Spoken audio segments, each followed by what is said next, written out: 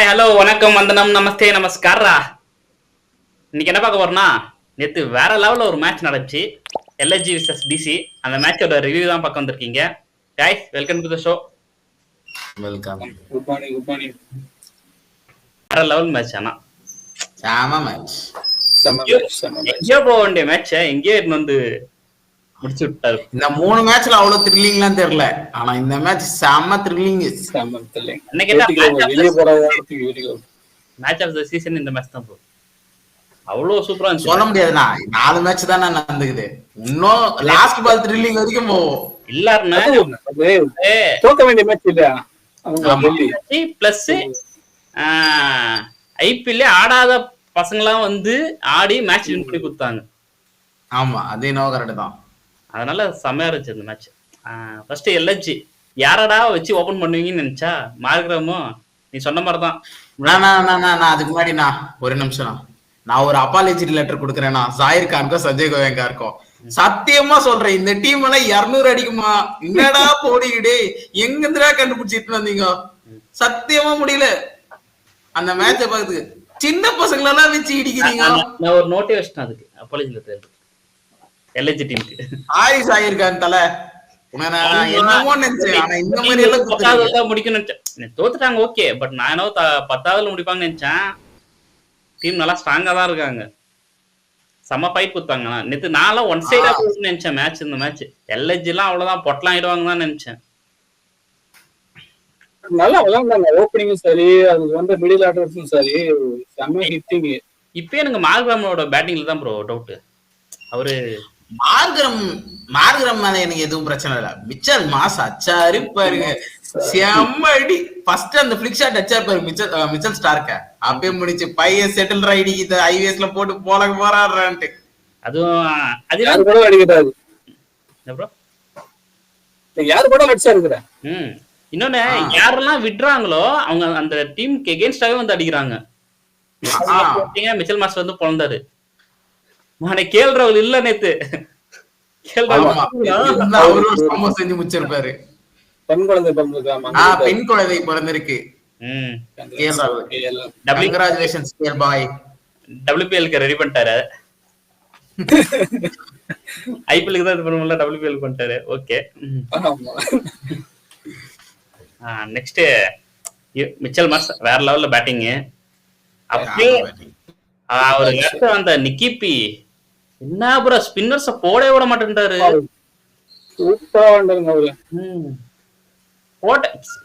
போட்டாலே தூக்கி பொலன்னு பொழக்கிறாரு. ஸ்பின்னர்ஸ் போட்டா அவன் தான் அப்படி காட்டுத்தனமா அடிக்கிறா தெரியுது இல்ல. ஏவட் பாதாரியாட போய் கிரைஸ்டன் ஸ்டம்ஸ்க்கு நீ ஒரு ஓவர் போடாம பாப்பா விக்கெட் விழுந்தாட்டு போட்டு பிரிஸ்டார் நான் நிக்கிபி வெல் செட்டில்டு. அதுவும் இல்லாம எங்க பால் சிக்குண்டான்னு வெயிட் பண்ணிட்டு இருக்கிறாரு அவரு. பட் பூரந்த் விக்கெட் கேட்ச் மிஸ் பண்ணிட்டாரு. ரிஸ்வி கேட்ச் வந்து பிடிச்சிருந்தா அங்கேயே மேட்ச் ஸ்கோர் கம்மியா இருக்கும். சோ சமீர் ரிஸ்வி ஆனா ஈஸி கேட்சை விட்டாரு. அதுக்கப்புறம் பார்த்தீங்கன்னா நம்ம அக்சர் பட்டேல், அவரு எனக்கு தெரிஞ்சு நேற்று மேட்ச்ல அவர் கேப்டனே பண்ணல.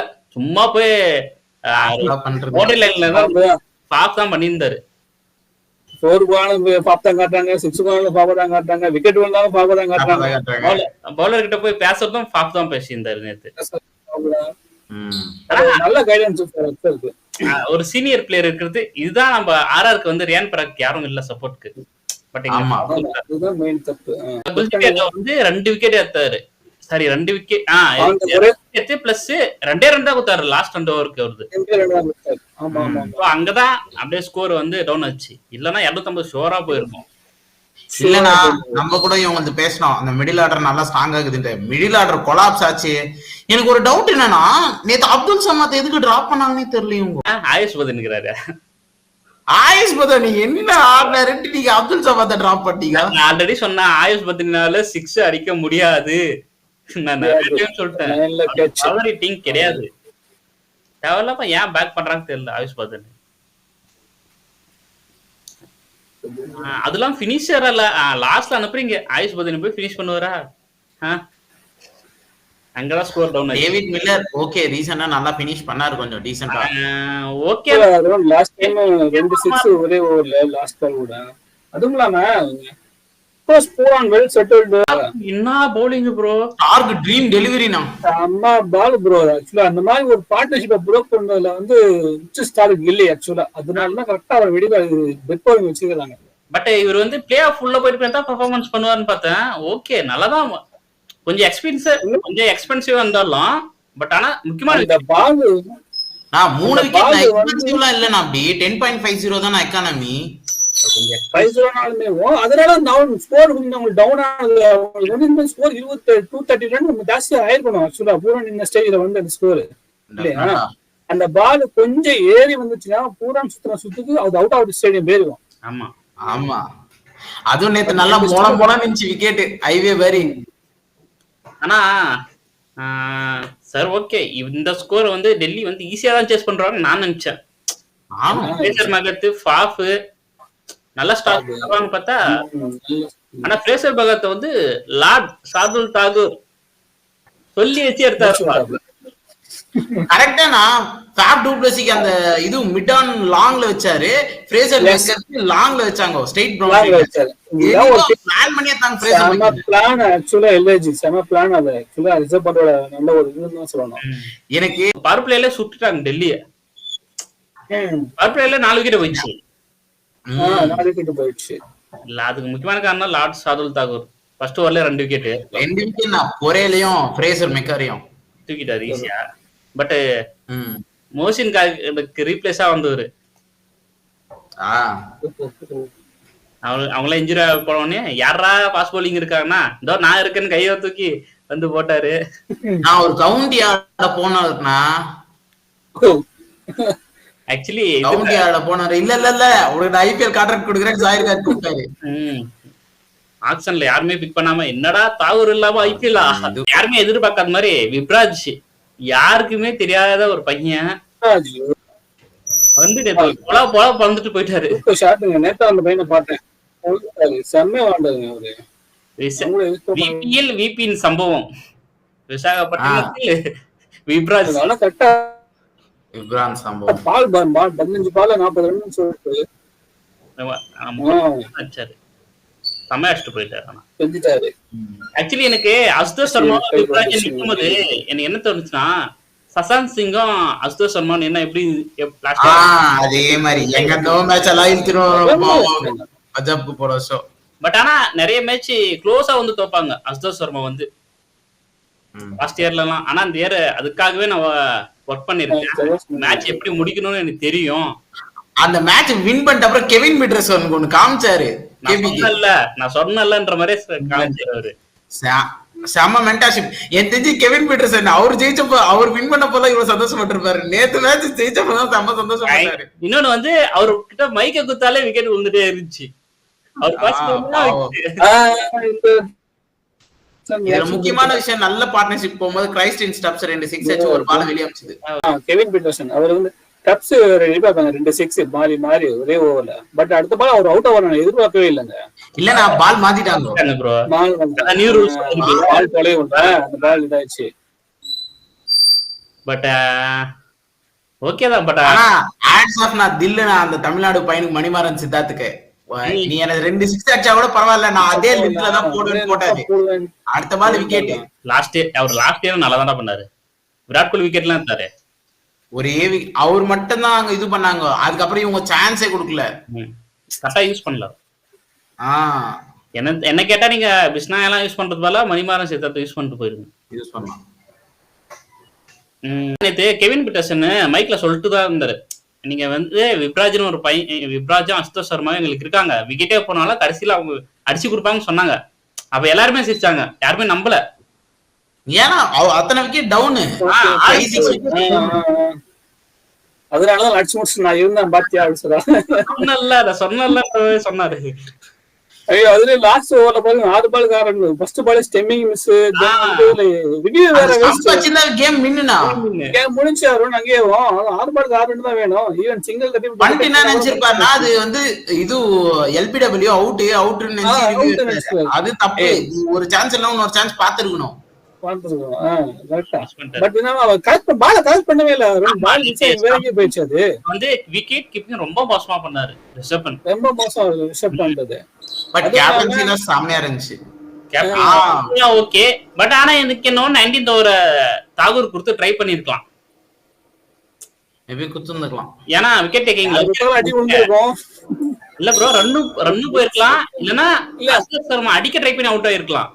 சதுல் தாகூர் அவர் ஆடுறத பாத்துக்கீங்களே, அவருக்கு வந்து பால் போற வரைக்கும் நிக்கிறாரு. பால் போட்டதுக்கு அப்புறம் ரிலீஸ் பண்ணதுக்கு அப்புறம் ஒரு ஸ்டெப் மூவ் பண்ணி ஃபுல் கவர் பண்ணிட்டு வெளியே எடுத்துறாரு பால. செம்ம ஹிட்டிங் நேத்து ஆனதெல்லாம் அஸ்கர் அவர் நல்ல வேற லெவல் இன்டர்னோட விளையாண்டாரு. பால் எப்படியாவது வெளியே போகணுன்ற மைண்ட் செட்லயும். ஆனா நல்ல மெச்சூரிட்டி தெரிஞ்சு லாஸ்ட் இயரை விட அஸ்தோஷ் சர்மா கிட்ட மேட்ச் எப்படி போய் அது காமன் கம்போஸா இருந்து மேட்ச் ஃபினிஷ் பண்ணாரு. நான் மகேஷ் சர்மா எப்பா எப்படியாவது தட்டிட்டு ஓடிடுப்பா அந்த பக்கம். சிங்கிள் தட்டா மட்டும் போதுடா சாமின்ற மாதிரி பாருங்களேன். அவங்க ஃபீல்டிங் கூட கொஞ்சம் ஃபார்வர்ட்ல கூட நிப்பாட்டிருக்காங்க. ஏன்னா எப்படி சிங்கிளா போவோம் நல்லாவே தெரியும். ட்ரை பண்ணிருக்கலாம் எல்லாருமே கிட்ட. மகேஷ் சர்மாக்கு கொஞ்சம் பிரஷர் ஏத்திருந்தாங்கன்னா மேட்ச் கொஞ்சம் டஃபா இருந்திருக்கும். ரிஷப் பண்டோட கேப்டன்சி கொஞ்சம் போராதான் இருந்துச்சு சொல்றேன். கொஞ்சம் நல்லா பண்ணாரு, செம்மையா பண்ணாரு. ஆனா லாஸ்ட்ல கையில அப்படியே டிசி கிட்ட கொடுத்துட்டாங்க. டெல்லி கொடுத்தாங்க ஒரு அசால்ட். அஸ்தோஷ் சர்மா இந்தியாவுக்கு ஒரு நல்ல பினிஷர். பாப்போம் இந்தியன் டீம்ல ஏதாவது சான்ஸ் தருவாங்களான்ட்டு ஃபியூச்சர்ல. இதே கண்டினியூ பண்ணாருன்னா இந்த ஐபிஎல் ஃபுல்லா கண்டினியூ பண்ணாருன்னா ஒரு சான்ஸ் இருக்கு. பட் கண்டினியூ பண்ணலனா கொஞ்சம் கஷ்டம் தான். அத கண்டினியூ பண்ணுவாரு. லாஸ்ட் இயரே அவரு இல்லன்னா அவர் 7 நீ வேணா பூரனோட 6 கூட மிஸ் ஹிட் ஆகி தான் போச்சு. இவர் அடிச்சதெல்லாம் க்ளீன் ஹிட்டிங். எனக்கு ஒரு டவுட் என்னன்னா, என்னடா பேட்டோட போர்ட எட்ஜ்ல படுது, அதெல்லாம் போய் 6 போய் விடுது. அந்த ஓவர்ல அதுல 3 வந்து மிஸ் ஹிட் ஆனது. இதுதான் மோசமானது. எஸ்ஆர்எச் அடுத்து உங்க கூட மோத போறாங்க 3:30 மணிக்குன்னு நினைக்கிறேன். அந்த மேட்ச்ல ரொம்ப கஷ்டப்படுவாங்க. அந்த பவுண்டரி லைன் எல்லாம் குத்தா எஸ்ஆர்எச்க்கு. நெக்ஸ்ட் நம்ம பாக்குறது இன்னைக்கு மேட்சோட ப்ரிவியூ பார்க்கலாம். Punjab vs GT. 2 young captain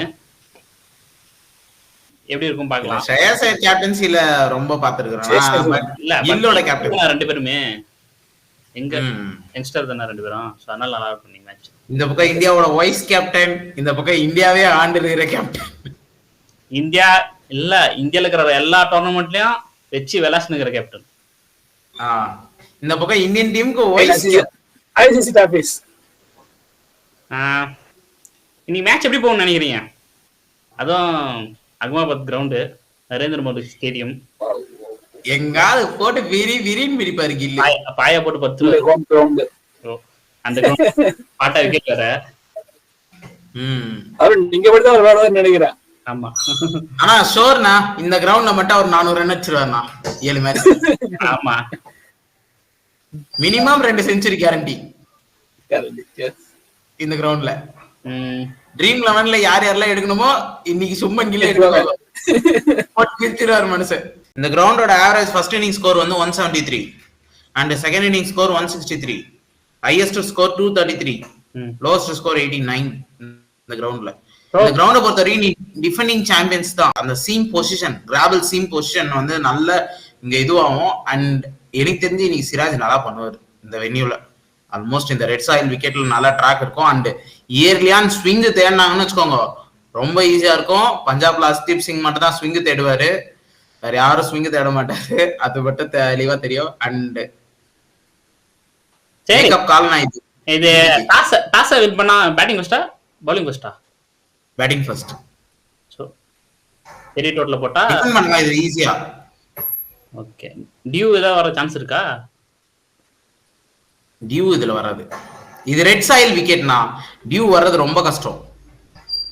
and இயர்லியான் summer இது டியூ ரொம்ப கொஞ்சம் கஷ்டம். ப்ரோ நீங்க என்ன நினைக்கிறீங்க இந்த 2 டீமை பத்தி? இந்த 2 டீம்ல எனக்கு தெரிஞ்சு எக்ஸ்பீரியன்ஸ் கேப்டன் பார்க்க போனா Shreyas Iyer is best captain and Shubman Gill is upcoming captain.